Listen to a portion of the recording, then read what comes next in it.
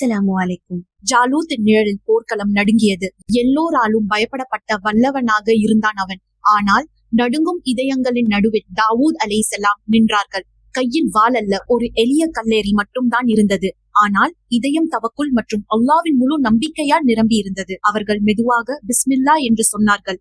கல்லை எறிந்தார்கள். வலிமையால் அல்ல, ஆனால் ஒவ்வொரு அடியையும் வழி நடத்தும் அல்லாவின் நம்பிக்கையால். கல் தன் இலக்கை அடைந்தது.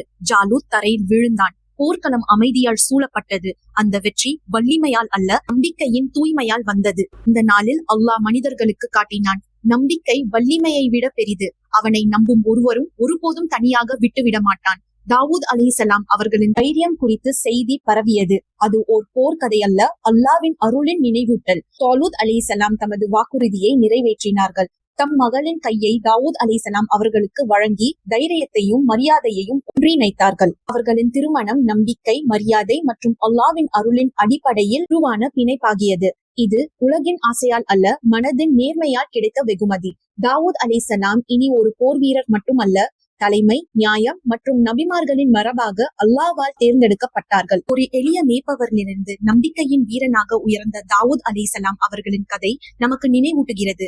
உண்மைக்காக பொறுமையுடனும் நம்பிக்கையுடனும் போராடும் ஒருவரை அல்லாஹ் அவர்களின் கனவுகளை கடந்த உயரத்திற்கு உயர்த்துவான்.